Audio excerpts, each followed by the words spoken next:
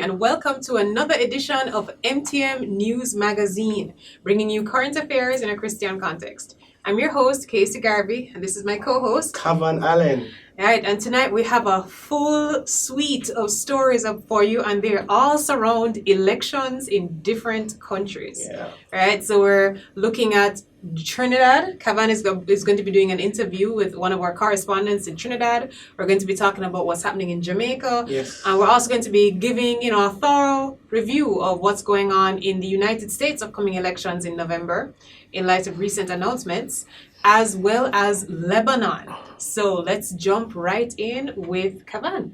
Thank you. With Kavan and our correspondent in Trinidad. Okay, thank you so much for tuning into MTM News Magazine. Today we have with us Jonathan Bagan, attorney at law from Trinidad.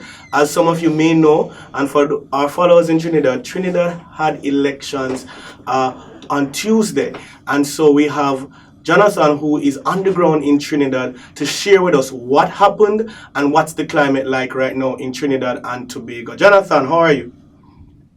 I am good, Kevin. So I'd just like to say that I'd like for the people of the Caribbean to please pray for peace in Trinidad and Tobago. Of course, Yes. we have no history of any election violence, but right now on social media there's a lot of scandal due to racism, like racist posts, and there are certain there's a certain family that owns a business I'm not going to name, but one of the family members made a very racist statement, and now there's a call for a boycott of all the products of a certain brand. Oh wow! So that's racist between the Indians and blacks. What's it like for those of us who are not in Trinidad? Just so we understand. Well, it's we've always had this Indian and black divide. It's unfortunate because going back to history, in the founding of the PNM did have Indian persons within it, but there was an omission of the Hindu community in the founding of the PNM as compared to the other parties at the time. So the Hindu community and the Indian community in Trinidad have always made the grassroots of any opposition party to the PNM. So so that power struggle causes a racial divide at times, similar to Guyana. Okay. So did the incumbent keep the government, or do we have a new ruling party now, and who is that?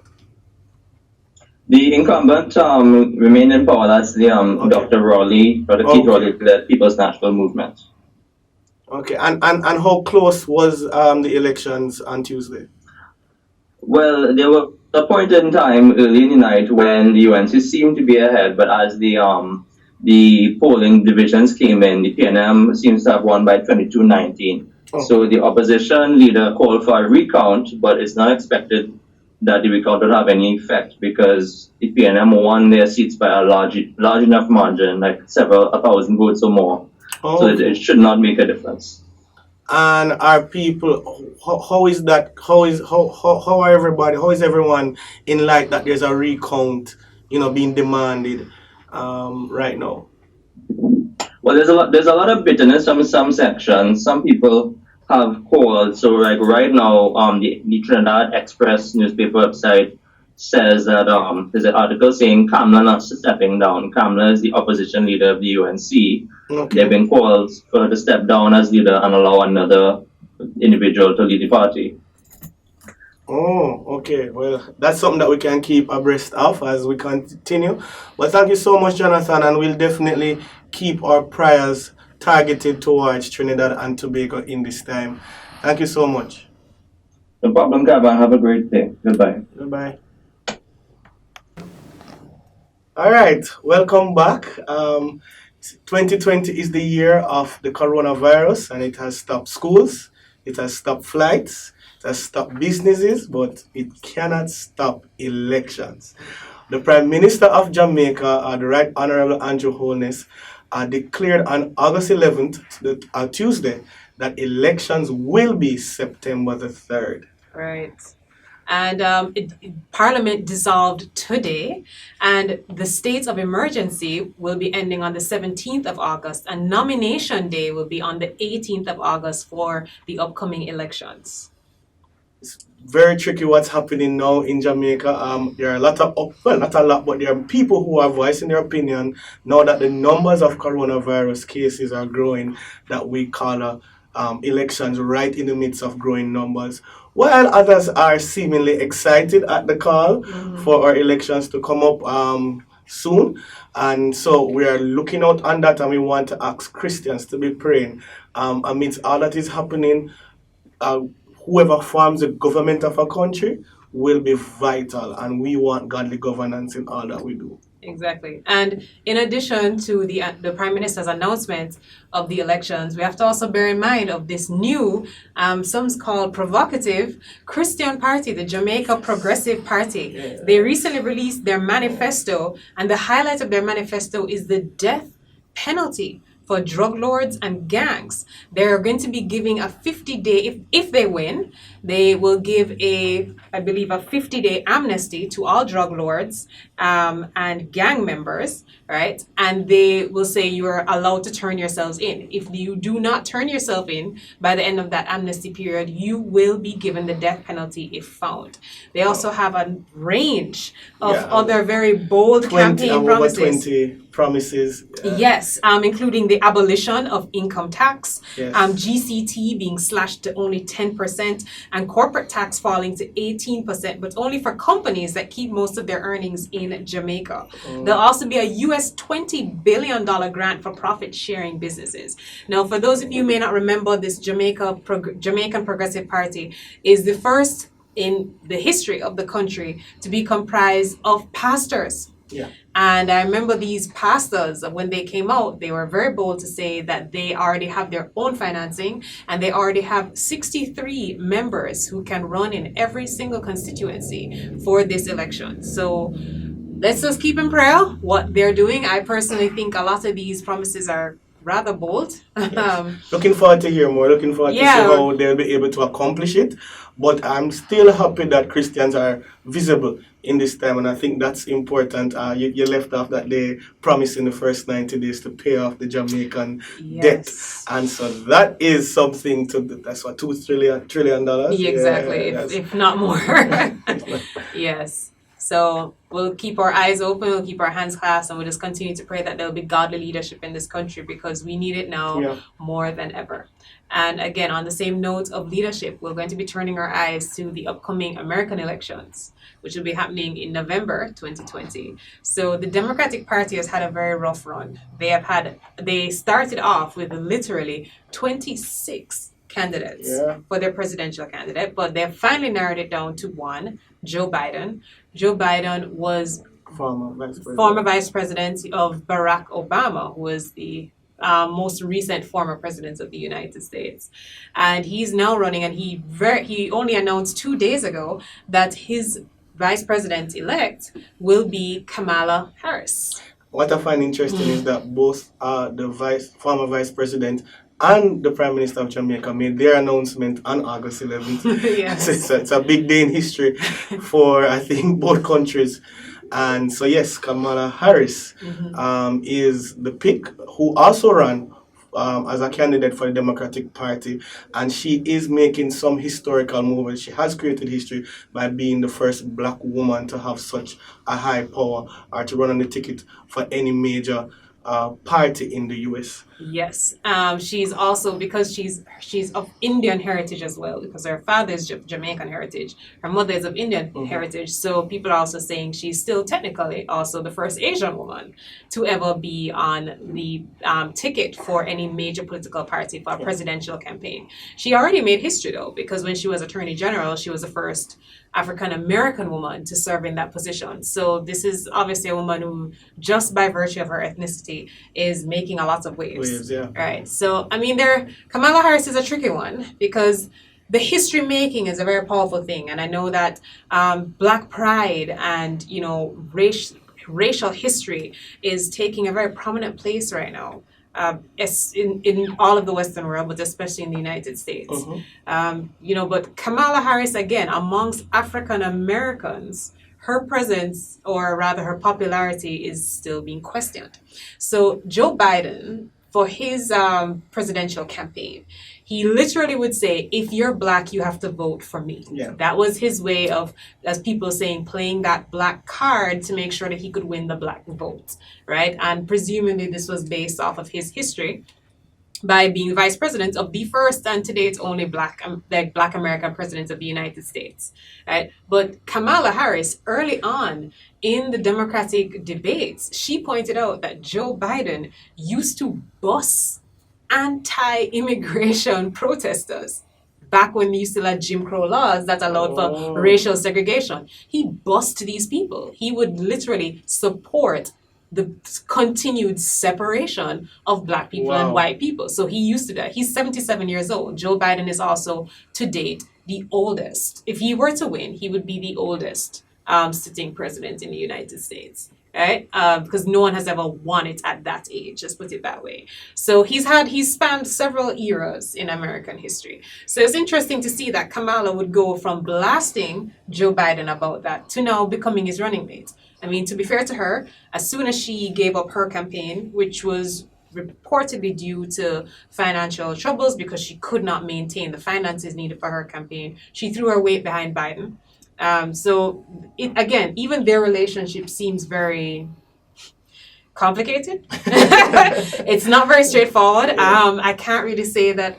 In a lot of ways, I feel like they're both just scratching each other's backs. So this is her way, another way to just get back into the White House, and this is his way to continue on that I'm for the black people profile that he has been creating for his entire campaign. I just want to add on that point that Joe Biden, that is, has had a couple missteps in speaking about the black community, not only with saying that, you have to vote for me, paraphrasing, if you're black, but he also said that the Hispanic community is more diverse than the black community, and that really made his own voters upset and those that he is lobbying for their vote in November. And so now with picking Kamala Harris, who is not just black, but a black woman, who makes up a big part of the Democratic vote and one of their largest supporters, would help to shore up those who are somewhat unsure because of his recent issues with how to communicate to the black voters. And she's kind of helping that disconnect.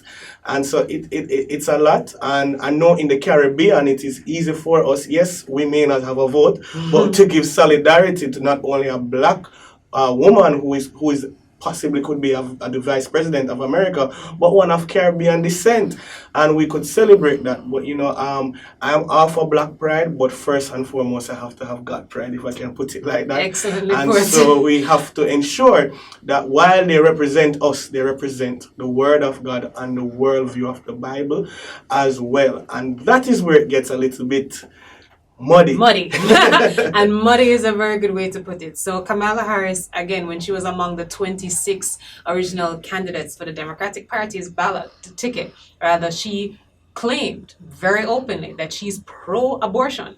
hands down. She fully supports abortion, she fully supports same-sex marriage, and she also fully supports the legalization of commercial sex work. That's a nice diplomatic term for prostitution. In her eyes, as a proud feminist, she says that women should be allowed to use their bodies to generate an income in any way they see fit, and we need to remove the stigma against prostitution and instead find a way to protect and enable women to participate in the formal economy in this way. So again, we have to be wary as Christians. We have to keep our eyes open because there are things that will pull on your heartstrings, and emotionally seeing a black woman and a black Jamaican woman taking up that prominent position in American society is wonderful. But at the same time, if she's carrying these kind of policies, Christians really need to be aware of supporting somebody like that. It's really important to check policies, and we have to pray because the truth is, wherever America goes, the Caribbean is greatly affected, and therefore we need to ensure that God's way and God's will is what happens on November 3rd, 2020, because it will have an effect on us here in the Caribbean. So let's be praying, and while we celebrate that our own race and Black Americans are making moves, we still want to ensure that it doesn't stop what God wants to do for that nation and for the world. Yes, and even on that note, I know that we're talking also about the ills of the Democratic Party and Joe Biden and Kamala Harris. But again, with Donald Trump, I mean, he has done a lot of things. In his his administration has made a lot of waves when it comes to protecting religious freedoms. Yes. Now, I'm going to make it clear, our show, neither of us as hosts our show we're not Americans, we can't vote, we're not partisan, but what we are here to do are to present facts that maybe mainstream media may not present. So when it comes to Donald Trump, I don't know the man personally. I cannot speak to his relationship with the Lord. What I can say is that his administration has been very favorable towards persons with religious orientations like Christianity.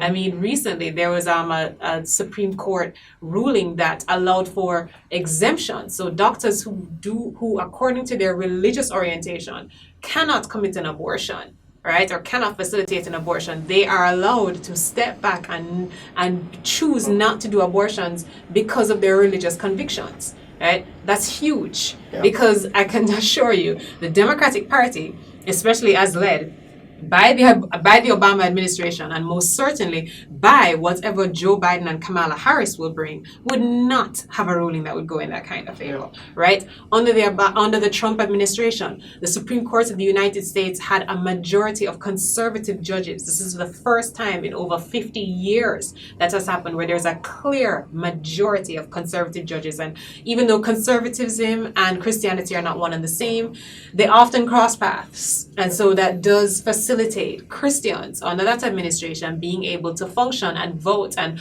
operate businesses in ways that do not conflict with their religious views. Trump has also been one of the most pro-Israel presidents in recent history. I mean, he moved probably the first year of his term, he moved the U.S. Embassy from Tel Aviv back into Jerusalem, which is a huge statement more or less being made to the United Nations, who has often said that Palestine, which is a neighboring and a hostile neighbor to Israel, should have rights in Jerusalem and rights to the Dome on the Rock, and a lot of political histories that date back centuries, right? But by moving his embassy, that is Trump saying that we are recognizing Jerusalem, right, as Israel and not as any type of land mass that's still being debated or fought over by Palestine. So there are a lot of things that he has done that have supported Christians. I want to add to that because one of the things that caught my attention that again isn't spoken about on mainstream media, which I find interesting, is that in 2019, President Trump passed an executive order that prayers are reinstated in school again. And so you are allowed to pray. And one of the things that he said is that a lot of times persons throw a touchdown and then they drop on their knees to pray and people are stopping them. And he wants to put an end to that. And so that was very impressive to me. Also, he's the first president to speak at a pro-life rally, Yes. which he did also in 2019. He was their keynote speaker, rallying for life. And so these things are very important. And so we want you to have the full picture as as you throw your prayers behind. And as we said, we don't know about his faith, but we see some policies, including, as you mentioned, Supreme Court justices, also just federal judges across hundreds of federal conservative judges were put in his 4 years. And so all of that is very important when you think about bakeries that were shut down because they did not believe in doing wedding cakes for gay marriages and gay weddings. Florists and who were shut down as well for not, providing flowers for gay weddings that they didn't support. A range of businesses. So having conservative judges who believe in the freedom of religion can be a game changer for the climate in America. So it's something to consider as you ponder, as you pray, and as you trust, give support. Yes.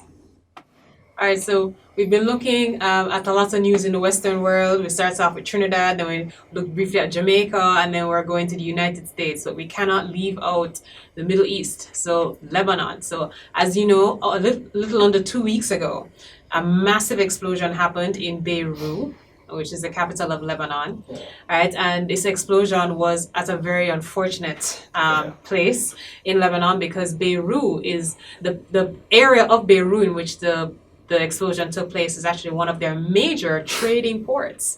And Lebanon imports a significant percentage of their most critical items, things like food or things related to healthcare, or, those kind of items. And so to have a major port damaged by an explosion is exceptionally devastating. So our hearts and prayers are really for the people of Lebanon. And the video went viral. I think everyone would have seen it by now, but if you haven't, just Google explosion in Beirut. I think it's worth seeing to understand just how big of a blast it was. Right. And I mean, it's even outside of the blast. Lebanon itself was facing a lot of dire straits long before that blast happened. There were several years of economic decline. Protests have been happening against the government since 2019. So it was almost like the explosion was this straw that broke the camel's back. A lot of civil unrest, a lot of political participation, frustrations on the parts of young people. So we really have to pray that whatever happened with that blast, I mean, we're still waiting to find out why it happened, if it was an act of terror or if it was just negligence. But, in response to the blast, the Lebanese government has now resigned. And we are just... And the whole government. The government has resigned. The entire government of Lebanon has resigned. So let's check out this video from ABC News Australia to hear more about what's been happening in Lebanon since that explosion. Chanting for the end of the regime, protesters marched for a third day in a row, clashing with security forces outside the parliament. We want the people responsible for the blast and everything that's been happening for us 30 years ago until now to be held accountable. 6 months after taking office on a promise to clean up corruption and fix the economy, Prime Minister Hassan Diab handed his government's resignation to the president, saying he wanted to stand with the people and fight for change. Those responsible for this catastrophe need to be held to account. For many, the fall of the government is not enough, and the protesters want more than another reshuffle of the same old faces. The government remains in caretaker mode, but is seen as missing in action by those whose lives have been shattered. The famously stoic people of Beirut are salvaging what they can and getting on with cleaning up the mess. We're doing whatever we can to help the people since our politicians or elected officials aren't even there. Foreign aid has begun to arrive, with a specialist chemical team from France securing damaged shipping containers. Residents close to the port, in neighbourhoods where many people died, are refusing to leave their damaged apartments. No. I stay. while plastic surgeons are offering their services for free to people injured in the blast. If I'm gonna go and walk on the street in 5 months and see people with bad scars on their face, I'm gonna feel directly responsible for it. While the disaster might be bringing people together, the new government will struggle to unite Lebanon's deeply divided power brokers. Eric Twarchek, ABC News. All right. Hope you were able to watch that video and just keep your prayers for Lebanon. Today were some bit of interesting news, and I think predominantly we are realizing that there are many countries voting during COVID-19. And that's interesting. Trinidad just wrapped up their elections this week. We hear in America that they're saying they need to mail-in voting, and then you hear the issues of will that cause fraud, and that's a whole thing happening right now. And so we need to kind of bear that in mind in our prayers, that we still need free, fair elections, safe elections, not only from violence but from like health, from a health standpoint as well, and so that the governments of the world will be able to produce that people are not fearful to vote, but to put right governments in power, Absolutely. And I mean, I do know that for several years, the United States has practiced electronic voting, or like voting by electronic ballot. Yeah. So perhaps other countries really need to be looking into that as an alternative. I know in Jamaica we have not done that yet, but I doubt I will be able to do it by September 3rd. But we have to, again, just continue to pray and ask God to give our political leaders wisdom and guidance on how to navigate the need for citizens to be able to exercise their democratic rights, but to do so in ways that will protect public health. And again, we also urge all of you to keep Lebanon and the people of Lebanon in prayer. I mean, to be going through a global pandemic with a robust, cohesive government is already a challenge, but to do so when your government has resigned is almost a recipe for political and economic and even medical disaster. And we all know that that region of the world is already almost perpetually teetering on an edge of civil unrest, right? Due to a lot of Muslim-led insurgencies, as well as other political attempts to undermine existing structures and institutions. So our hearts go out to Lebanon, especially to our Christian brothers and sisters in Lebanon, right? And on that note, we're going to ask you to take a look at the prayer points. And when we come back, we will wrap up.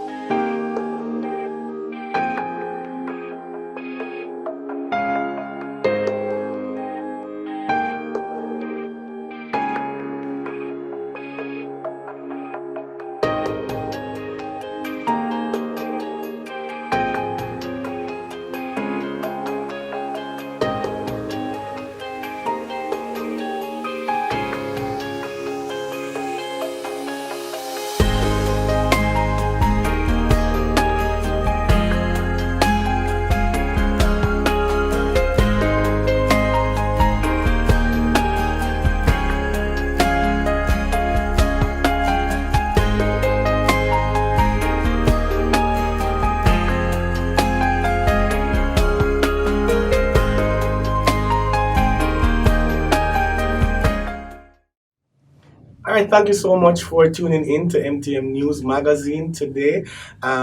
We will be on every Thursday at 7:30 p.m. and we repeat on Saturday nights at 8 p.m.